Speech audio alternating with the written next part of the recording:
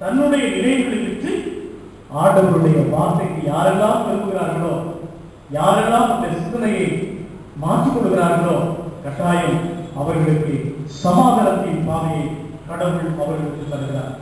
என் நினைவுகள் உங்கள் நினைவுகள் அல்ல, உங்கள் வழிகள் என்னுடைய வழிகள் அல்ல, என்னுடைய காட்டுகள் உங்கள் காட்டுகள், என்னுடைய காட்டுக்கு நீங்க வாங்க சொல்லி கடவுள் இந்த அருமையான குடும்ப ஞாயிற்றுக்கிழமையில ஒரு குடும்பத்தின் பிள்ளைகளாக உங்களை என்னை பார்த்து ஆண்டவர் அழைக்கின்றார்.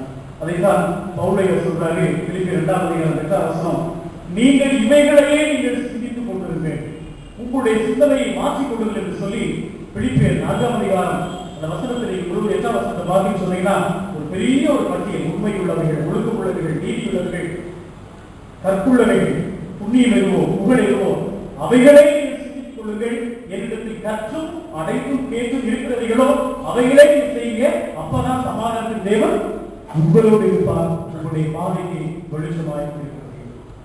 கற்றுக்கொள்ள அருமையானவர்களே, நம்முடைய பாதைக்கு வெளிச்சமாய் அந்த நிலைவரமான ஒரு வாழ்வு, மகிழ்ச்சிகரமான ஒரு வாழ்வு, சமாதானமான ஒரு வாழ்வு நமக்கு வேண்டுமானால் இந்த நாளில குடும்ப ஞாயிற்றுக்கிழமையில ஆண்டவருடைய திருவிருந்திலே கொண்டு வர வந்திருக்கிறனா நம்முடைய சிந்தனையை மாற்றிக்கொள்வோம்.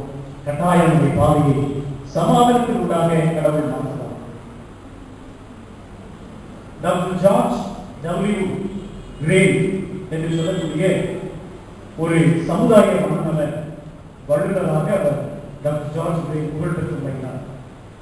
அவர் ஒரு காம்ப்ளிமெண்டரி கிளப் சொல்லப்படி பிறரை மனதார வாழ்த்துகின்ற ஒரு குழுவை அவர் தொடங்கி வைத்தார்.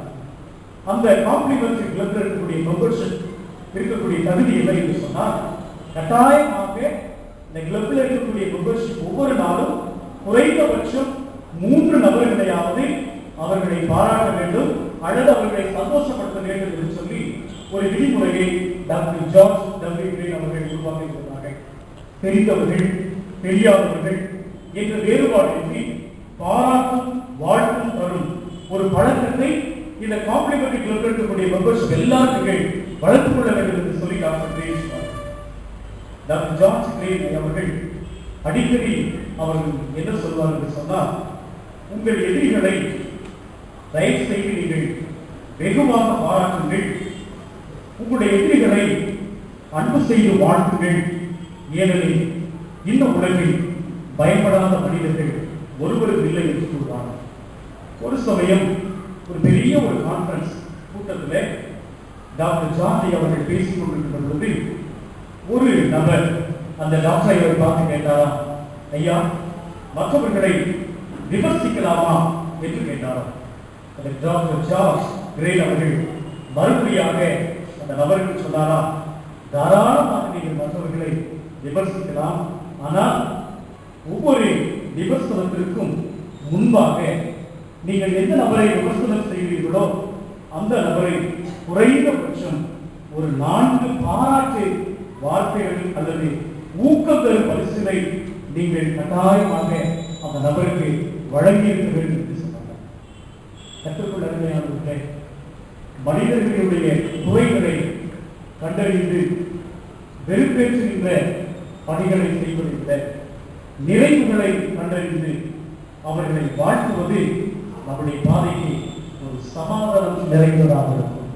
நமக்கு மாத்திரமல்ல, நம்மை சுற்றி இருக்கிற அனைத்து மக்களுக்கும் பாதைக்கு வெளிச்சமாக இருக்கக்கூடிய அந்த சமாதானம் நிறைந்த ஒரு வார்த்தை. ஒருவேளை நாம் மற்றவர்களை எப்படி பார்க்கிறோம், அந்த ஒரு நம்முடைய நாட்டை வித்தியாசமாக நாம் சிந்திப்போம் என்று சொன்னால் இந்த நாளில குடும்பமாய் வந்திருக்கிற நாம் கடவுளின் வார்த்தை நமக்கு வாழ்வு கொடுக்கின்ற ஒரு வார்த்தையாக கடவுள் மாற்றுவார்.